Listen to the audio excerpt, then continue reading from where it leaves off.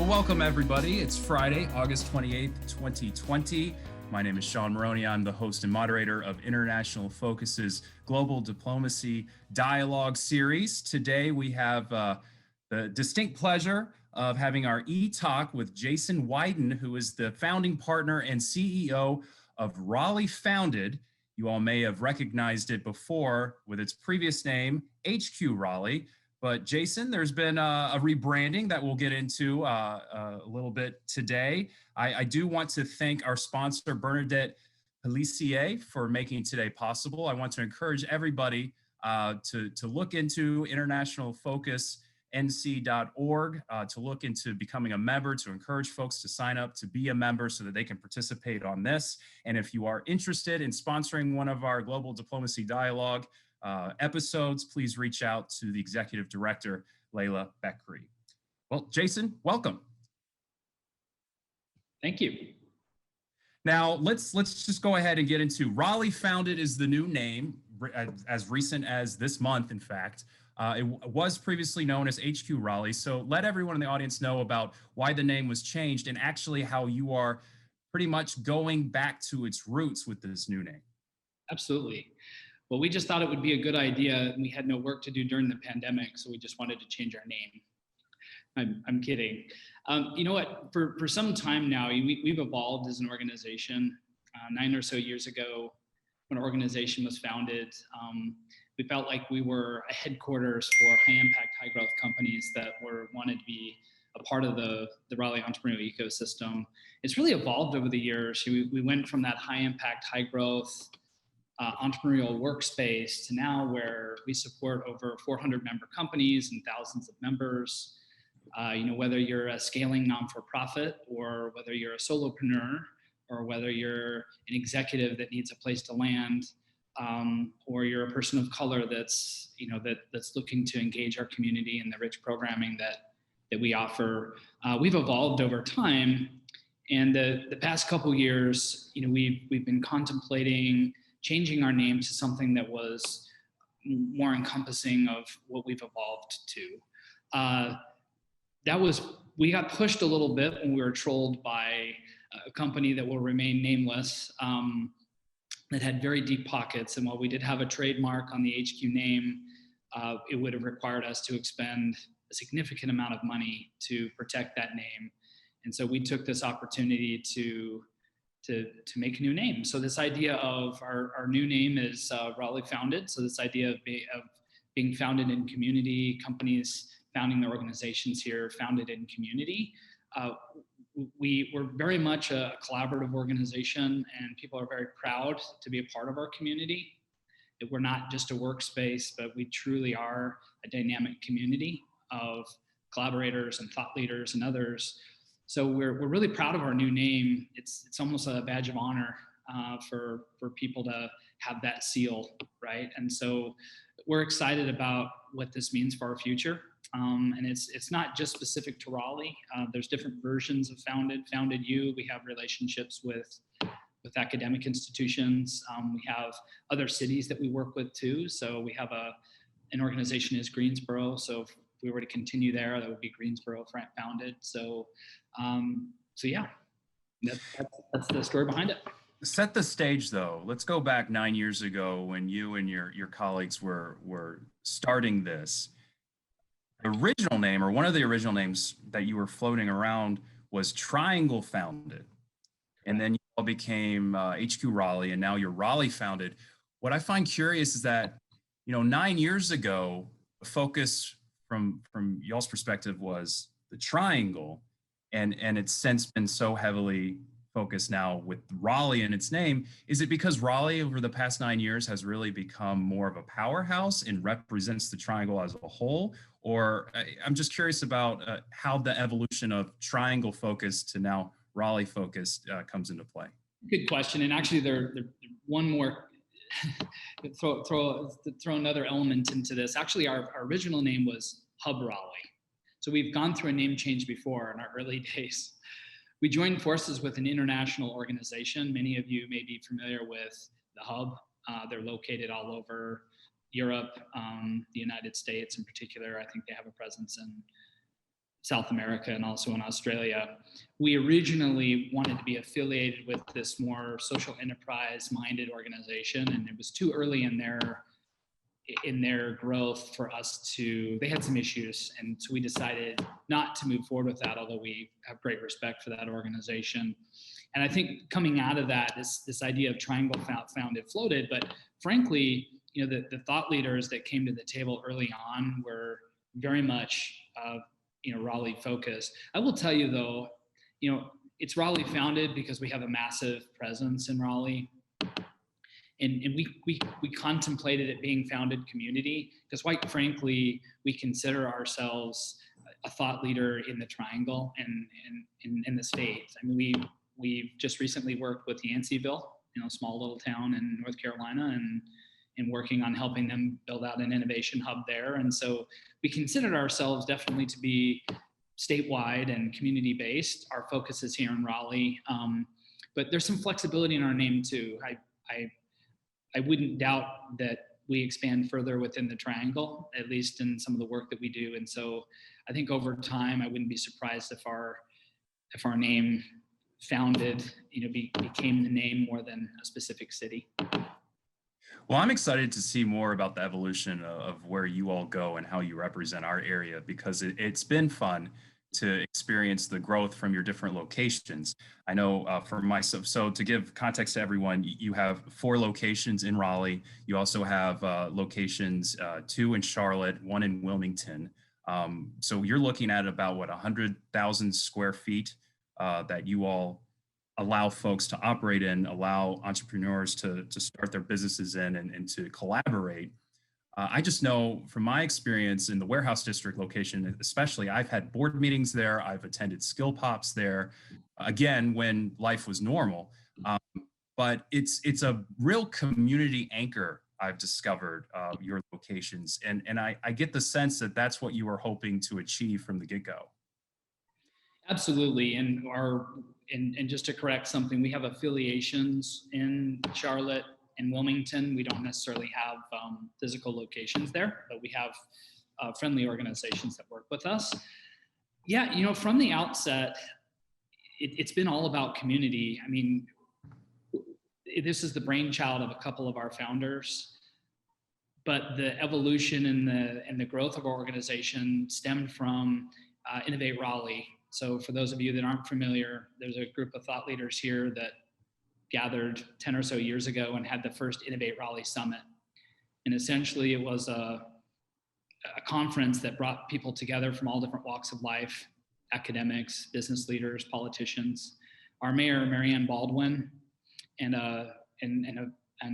Terry Lomax, who is a vice provost at NC State. She's since retired, but the founders of this organization. At that first conference, we were one of the outcomes.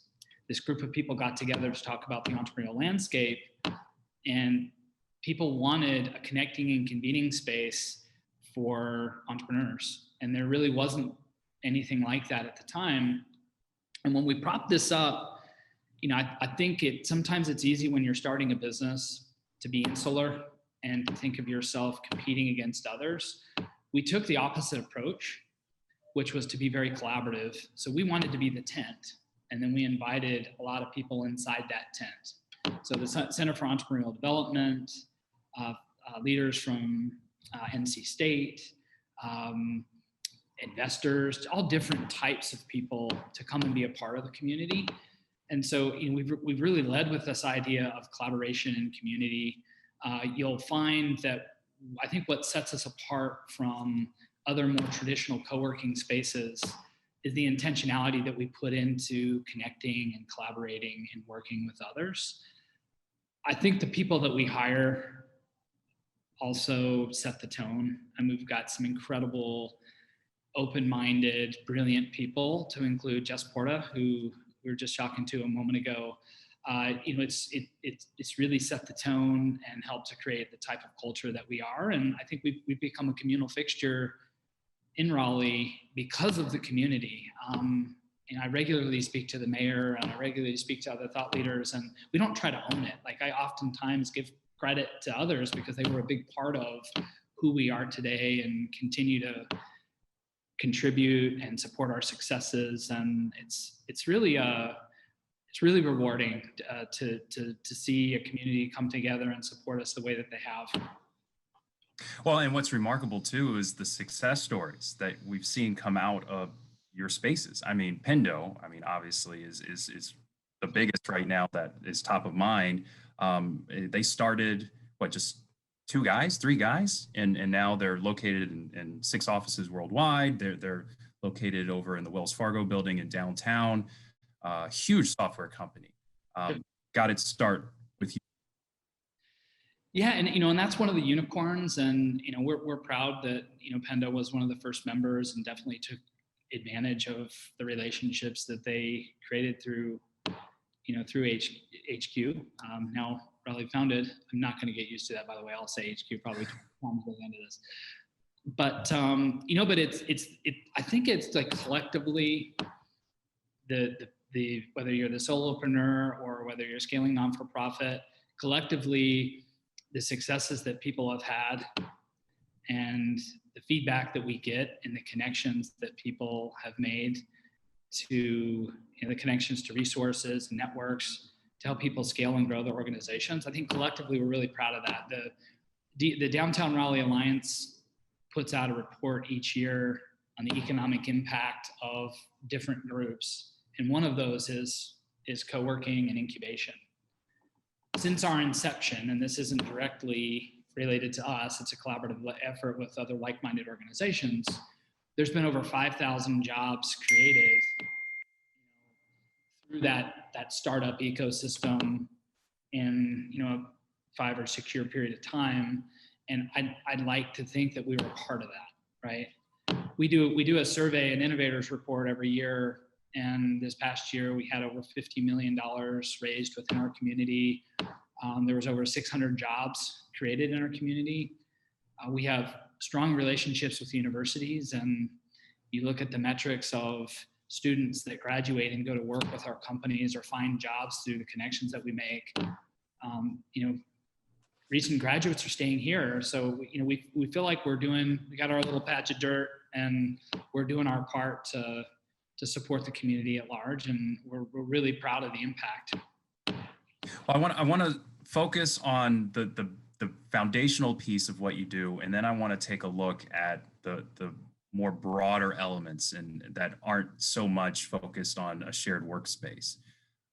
So first and foremost, in life during COVID, I used to go to the office every day, and now I go a couple times a week. But my shared workspace is now with my wife and my dog, and my wife might be in one room and I might be in another, and the dog's walking between us. But that's our shared co-working space now. The more folks I talk to about how their offices have changed, the one underlying theme that seems to be common is that they don't think that they'll ever spend 40 hours plus in an office full time ever again. And that's even coming from CEOs and just owners of these businesses. They're seeing production, if not more production, from their workforce while they're at home. So how does that fit into what has been your core principle from the get-go of allowing folks to have a workspace? If they don't need to go to work because work is now at home, does that present a wrinkle in the business plan of what you and others try to do? On the surface, maybe, but I think at the end of the day, all of us need to get out of our homes from time to time.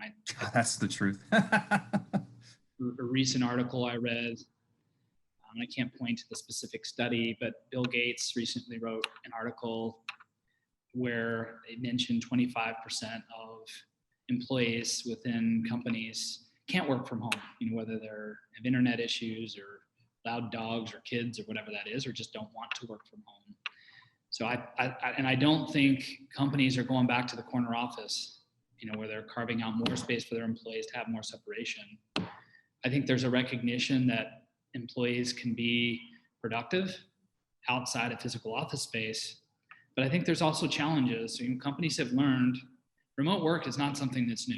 It's been around for some time, and it does negatively impact culture if not done in the right way. So I do think that there needs to be a place, a third place where people can go and be with their, with their coworkers. I also think, I don't think community is going away. I think people, they want to be around others. I think the bump factor that takes place within our space, and now a lot of that happens virtually, I think that's really important.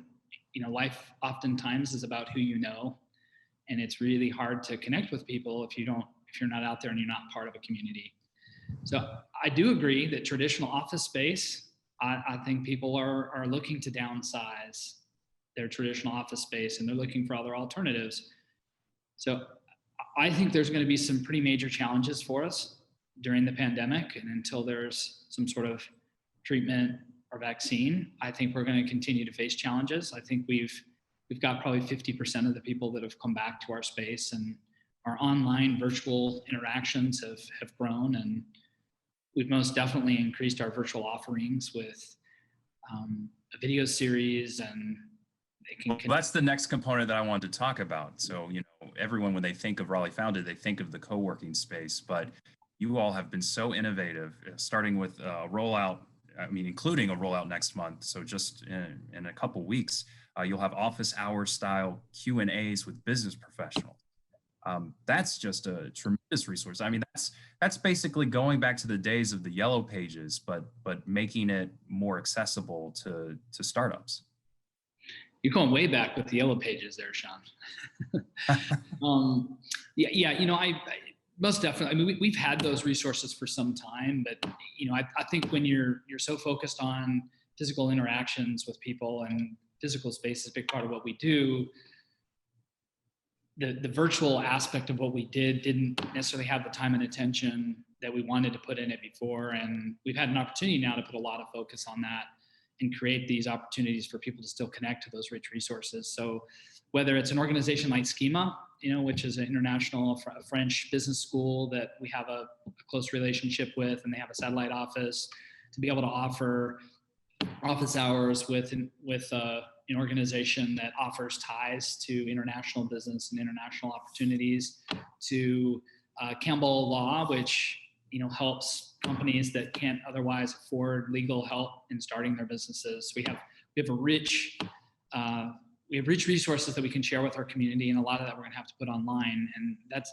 what separates us. I think if we were just about space and not about the community and not about resources and connections and the things that we started with, I think these times will be a lot more challenging. Now, don't get me wrong. We've definitely taken a punch to the gut, so to speak.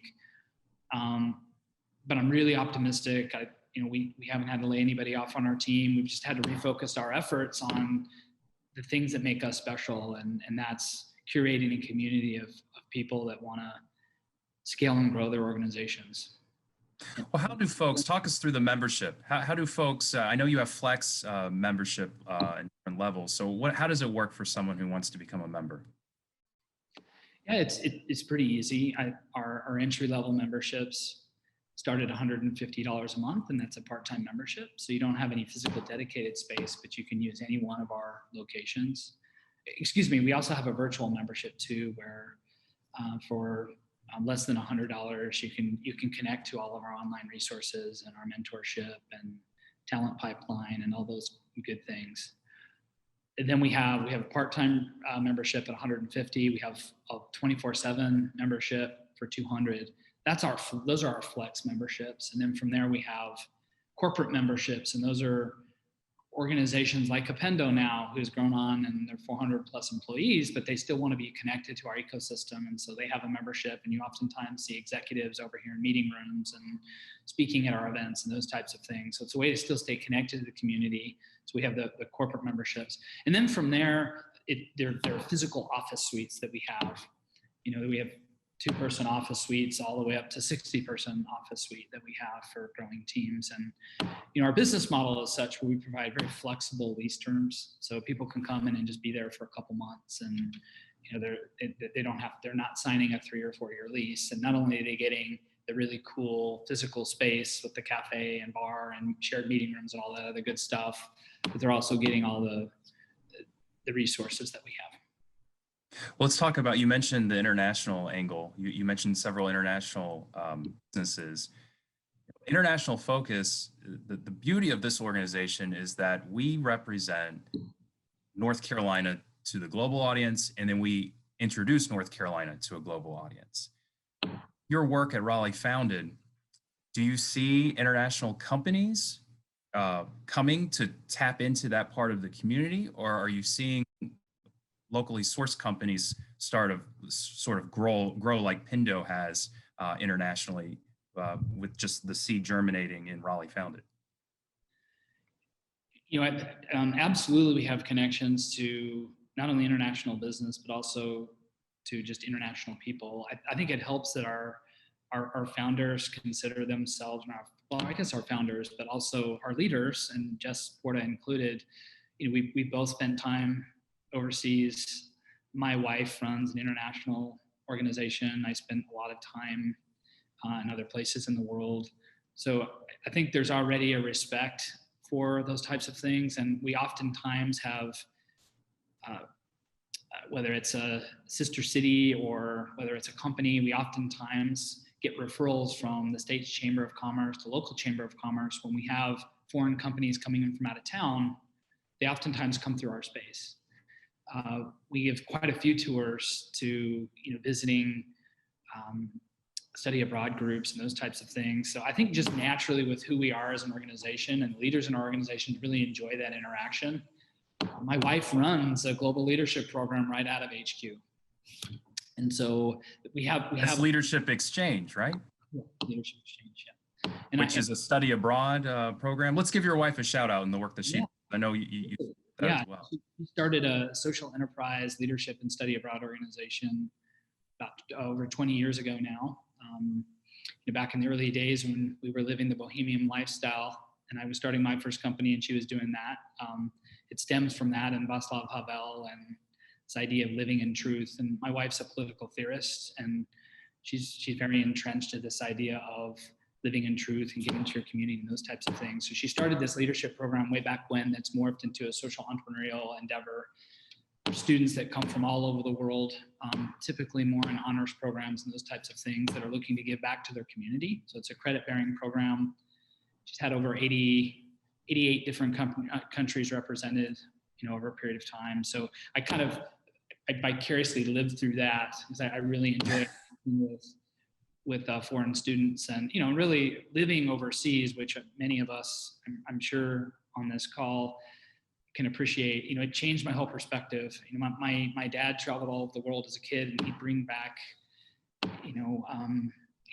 things from other cultures, and that influenced me, but I didn't realize how ignorant I was until I lived outside of this country, and I saw this country through a different lens, and it shaped the person I am today. And again, I'm sure all of us here that have had any experience internationally can appreciate that. But I think it's also heavily influenced who we are as an organization and how we go about doing things. I mean, we're most definitely open-minded and appreciative of other thought outside of our own in this country. And I think especially during this time where we have more of an isolationist mentality on a federal level, I think it's important that you have organizations and states and cities continuing to interact with the international community, because frankly we kind of do an end around our elected leaders at the national level sometimes, just to show that, I won't say we're all not a bunch of crazy people, political, but that we do care about the international community, and we're not all bull in a china shop, ignorant Americans. And again, I don't want to get too political about that, but that is what I believe. So I think that those relationships and those interactions that we have at a local level are extremely important in maintaining our presence in the world as a country. Sure. Not to question you too much about the evolution of your business plan down the road, but it's been fun with this show. I mean, this show was born, it was the brainchild of our executive director, Layla Beckery, and it really, it was born because of a need, because International Focus, it's hard for International Focus to do its job, to fulfill its mission, because face-to-face diplomacy is a big part of that. And if you can't meet in person, you can't host visiting delegations, which, by the way, have gone through Raleigh Founded. So thank you for hosting them at times.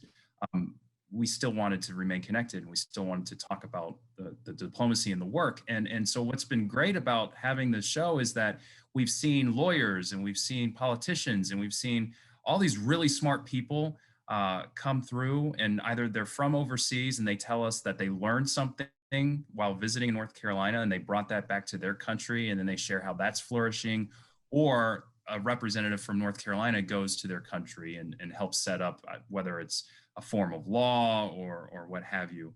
Yeah. Do you see the business model that you and your co-founders have brought with Raleigh Founded? Do you see that growing overseas? Do you think that there's right markets for that? Maybe a little seed of Raleigh can be planted overseas? I think that we can continue the interactions that we've had, and we can continue to make meaningful interactions, and that sounds wonderful. And I personally probably lean towards that, and I think that would be great. I think we have so much work to do in our backyard, right? So I think, whether it's best practices or shared thoughts, I think we have some relationships overseas, especially with the hub organization that I referenced earlier. We have some relationships there, and I think we'll continue those relationships, but we've got a lot of work to do here, right? And so I think we continue to better understand the world and interact with the world, and share the good things that we've done and learn from others. But I don't see us going abroad anytime soon. And I think if Jess could send a note to the community right now, she would say, please, with several exclamation points.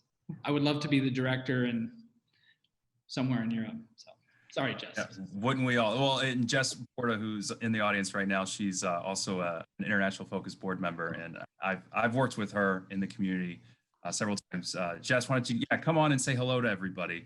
Hey, everybody. She really is a find. Jason, you got a good person that works in your company.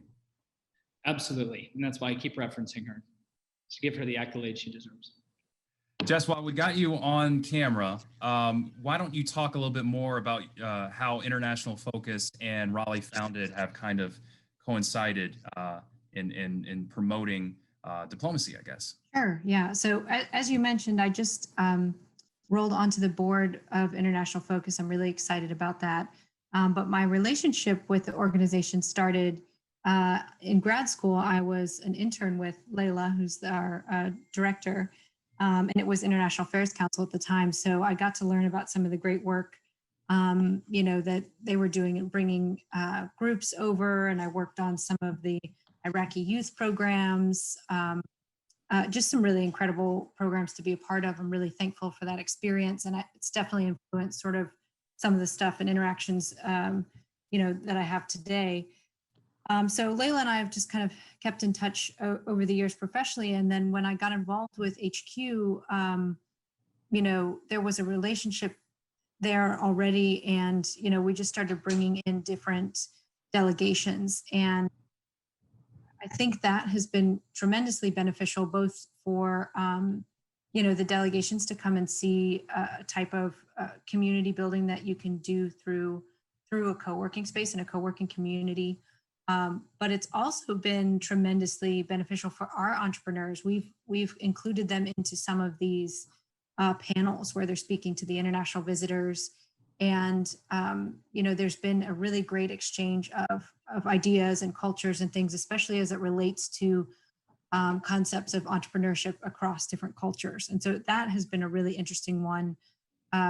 We've had delegations from in our space from China and France and the Netherlands and from the Ukraine and just all across. What's that? Czech Republic too. And the Czech Republic, obviously, yes, of course. And so that international, that's been really incredible. And then one of the things that Jason, sort of started to talk about was we also have that kind of international flavor at Raleigh Founded because we have a partnership. We have some international partners, not just Heather's program, but also Schema, which is the International Business School. And they have helped take on projects of entrepreneurs who want to do market research in France or in China to see if they can expand internationally.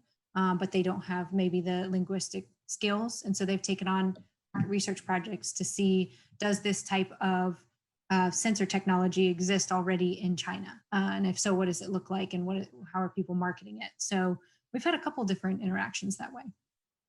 Jess, you've done a good job of illustrating, Jason, your earlier point that business is really all about relationships. And it's just nice in a shared co-working space that maybe companies or people who would never cross paths professionally kind of find themselves in the mix, whether they're filling up with the coffee or having a drink at a bar location that happens to be built in, or just taking a break or passing each other. I think that really illustrates just the unique opportunity for folks to start these scrappy businesses in many cases, but also to learn from each other. And the international flavor has got to be just an added bonus. Absolutely. We call it the bump factor, and we can take credit for setting up the situation where people run into each other and bump into each other, but it's those collisions that are really what makes us special. I mean, we're pretty intentional about setting up the environment that will create those collisions, but oftentimes they happen without us even being there. I mean, I run into founders that raise hundreds of thousands of dollars from angel investors and those types of things, just having met each other through our community, and we'll never know about it. Sometimes we do, sometimes we don't. It's really special to have created a place and set up the type of culture, the kind of values that, you know, people interact in a way that truly is impacting the world. Well, Jess, I just wanted to thank you for your time and the work that you do both for International Focus and Raleigh Founded and in our community. If you're just now joining us, we have for our e-talk today, Jason Widen, who's the founding partner and CEO of Raleigh Founded, previously known as HQ Raleigh. I just wanted to ask folks if you have a question for Jason, to go ahead and send it to me via the chat, and I'll relay it on to him. Jason, you said earlier today that there's a lot of work to still be done in our backyard. And as we've seen, especially over the past few months, that is absolutely true. Especially with your locations in downtown Raleigh, the fact that tonight and tomorrow, Raleigh itself will be under a curfew because of protests, which have popped up again. The fact that, you know, a lot of the locations in downtown have been boarded up from previous protests. There's obviously something more happening in our community, and you want Raleigh Founded to be a part of the solution. So with the name change, there is if not new focus, a more renewed focus on helping with that. And just describe the work that is coming out of your organization to help not just with racial equity, but also to help underconnected communities, which is something I never heard about before, that terminology. And I've read it time and time again in the literature about your organization and online. And so just describe to folks what that means as well. Yeah, you know, as I mentioned earlier, our organization started to support high impact, high growth entrepreneurs. People like Todd Olson with Pendo. You know, it's cover of Forbes and the next big company, and there's a lot of impact that comes along with that. I think naturally as a social enterprise, and one of our co-founders is a gentleman by the name of Christopher Gergen. You may know his father, David Gergen. He's worked with a number of administrations, and he's a very well recognized centrist in the political world. Christopher is through and through a social entrepreneur. He runs an organization called Forward Cities that works to assist underserved communities with economic development. I consider myself a social entrepreneur.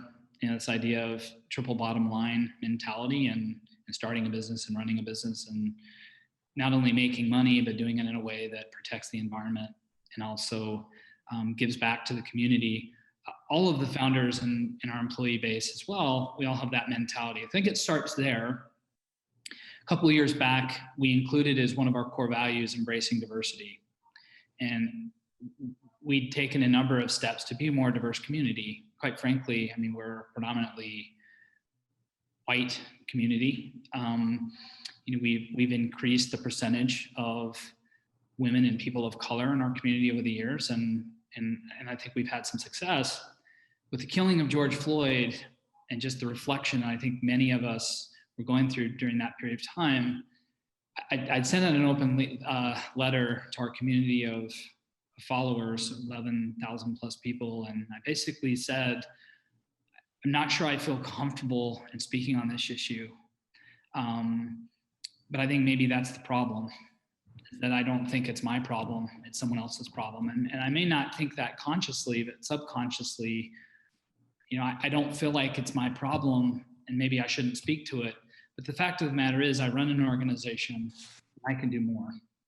And so, one of the benefits of the pandemic and having more time to do some soul searching was that our team is able to focus and connect with our members of color. We have, I think it's just under 30% of our community are women or people of color. And we've made a concerted effort. I like to use the word intentional. We're intentionally looking outside of our sphere of influence, the community that we regularly operate in. We're reaching out and we're offering up our resources and services. But more importantly, we're trying to better understand what these underserved communities need, right? I don't want to pretend to understand that. I need to hear it from people on the ground level, what we can do for those folks to see themselves in our community, right? And so we've undergone a series of focus groups. We're working on some programming. We've got a number of thought leaders that we've been working with. And again, it hasn't just been since the pandemic, but I think we're intensifying our efforts to be a more inclusive community. And we got a lot of work to do. We've got a Main Street program that we're hoping to start here in the not too distant future, where we're using the resources that we have and the connections we have typically in the tech community. And we're offering up those resources to food and beverage entrepreneurs and retail folks and those types of things. And so the idea, it's almost like a front door. People can come in, we can evaluate their needs, and then we can use our deep network to help connect them to coaching and funding and programs that'll help them scale and grow their entity. There's some research that came out that was shared with me by NC Idea. It's an organization that supports entrepreneurs in North Carolina, that there's a huge gap with these Main Street minded businesses, right? And so what can we do to connect people to resources and others, help them scale and grow and create wealth for themselves, right? And so, we're not going to change the world, but we feel like we can make a difference, and we're going to make every effort to do that. But we're also going to listen, right? And we need to make sure that our leadership team and the influencers that we have around us are out front and helping us to connect to people that wouldn't otherwise be in my network.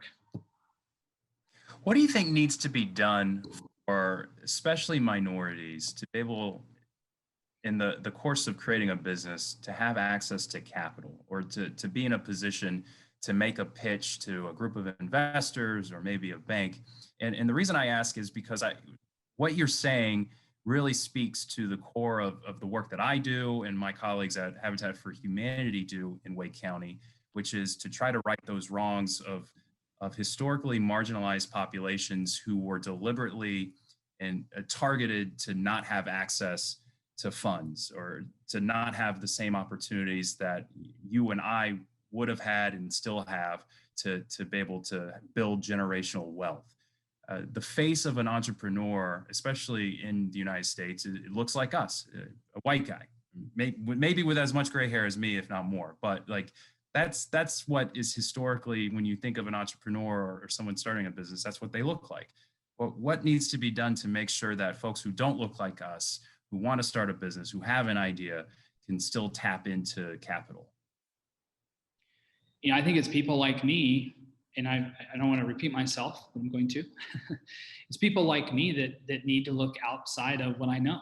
It's just plain as that. I mean, I can't.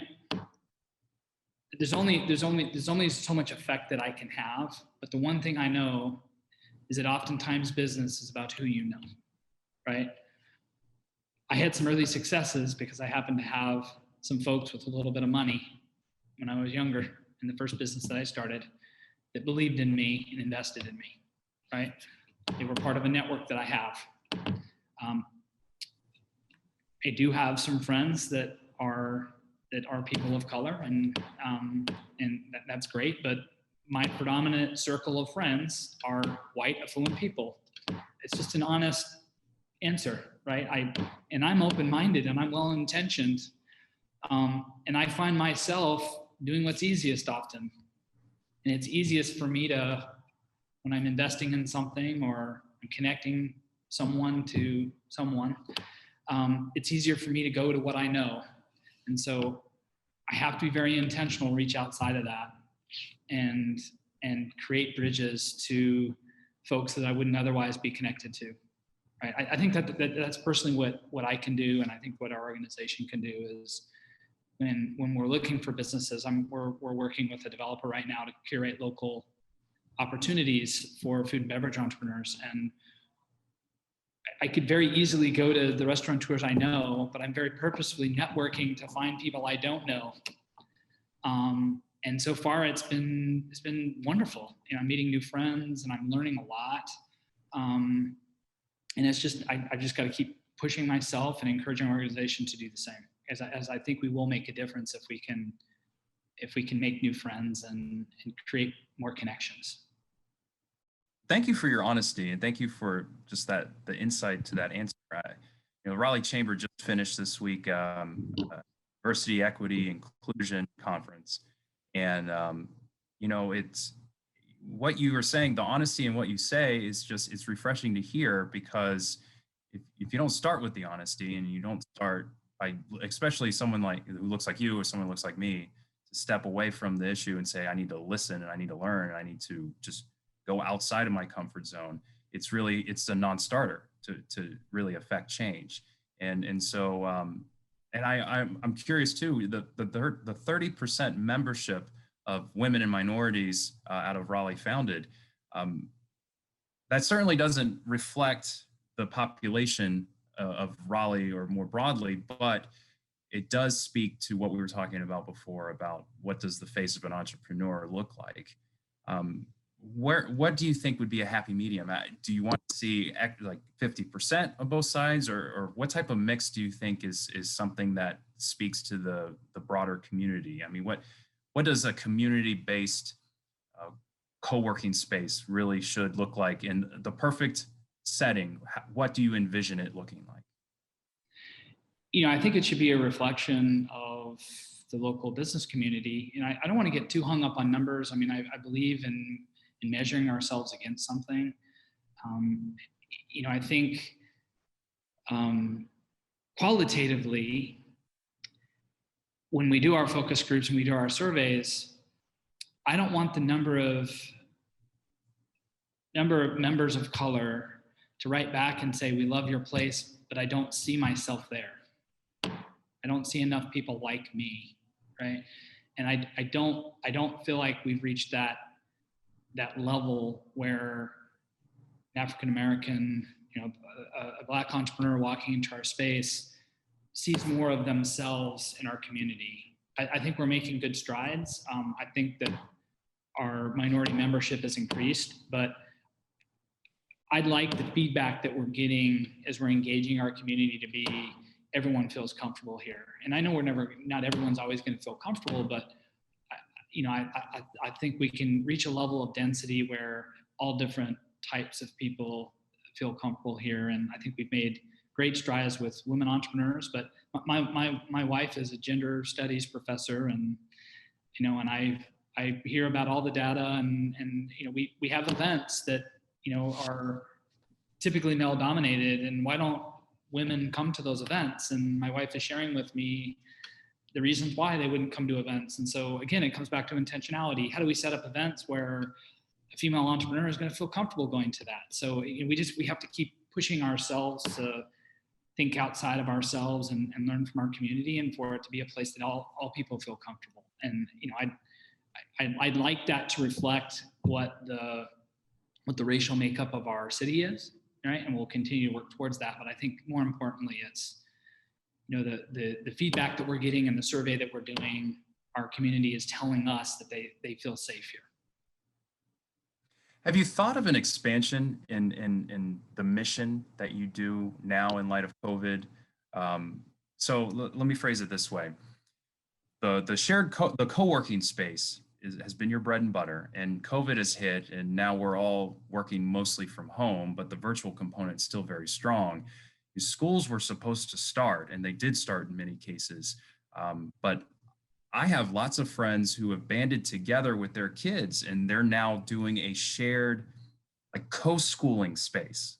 You know, if someone has a basement, then these parents have gone in together and essentially hired a teacher for their kids, and they're their little pod of exposure in case someone does get COVID, God forbid. But you're seeing almost the start of what you brought to work, to co-working. We're seeing that with schooling now. Do you think that there's room for expansion? Do you think that there could be a Raleigh Founded 2.0 with a bunch of kindergartners or a bunch of elementary or high schoolers grouping together, something similar like this? You know, it's interesting that you bring this up. I met with my founders, my co-founders here right before this meeting, and we brought that up. You know, not necessarily we're going to start a new co-working space to accommodate those folks, but that we have the ability to, you know, to offer our space to a pod or a parent that has their kid with them. So that's definitely something that we've been talking about and promoting. I'd also mention that the YMCA is doing some great work right now, and we've got some relationships there where, you know, they're taking on, you know, some of the programmatic educational aspect of that, and they may be looking for space. So is there a way for us to work with them to provide space? So, and we also have there's an organization called Little Makers. They're one of our members, and it's a daycare that's located right next to our Gateway location. And so we've tried to make connections to members, to Alice, who's a woman of color that runs a startup or a several-year-old organization that's next to us, and try to make those connections. So I think we can support that without completely changing our mission, but I think there's a place for us in doing that.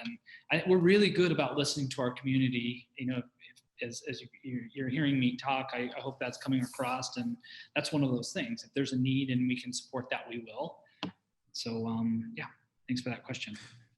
With more than 400 companies that are a part of your community and more than 1,000 members, how do you leverage those connections? How do you make those connections available? How do you spread those? I mean, you really, data is king, and you are sitting on a mine of data, especially locally sourced data. How do you leverage that? How do you use that? That's the most powerful thing that we have, is our community. So, you know, I think we've created a number of tools for people to use, whether that's Slack. We have something called a Protopia app, which is basically it's an AI engine that allows people to ask questions to connect to any type of resource that they need. We regularly meet with our members to better understand what their needs are.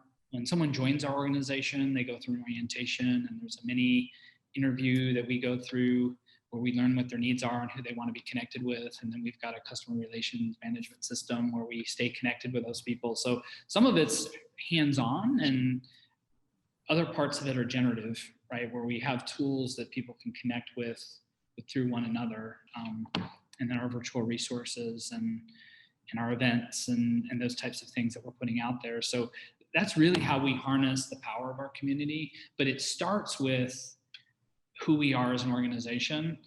And there is a reason why people choose us over more of a traditional office space co-working concept. If they're choosing us, it's very clear that they're entering a community of people. And people oftentimes know you get what you give. And there's a lot of that just happens through the culture that we've created. Whereas if I'm a heads down business person and all I want to do is make money, and I don't really care about knowing my neighbor, you're probably going to go somewhere else that's more of a parochial atmosphere and, you know, more of a traditional office space. We're getting close to the end of the episode, and so I just want to kind of turn our attention more closely to you personally.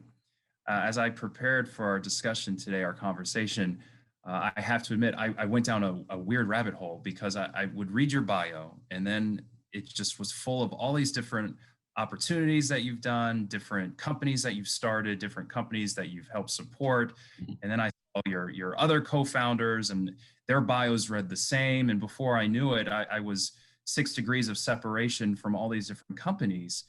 You have such a web of connections and you've been involved in so many different things and it's such a diversity of opportunities. I'm just curious, what's next for you? What do you want to do? What excites you? Is it the creation? Is it the challenge? What do you enjoy in being an entrepreneur?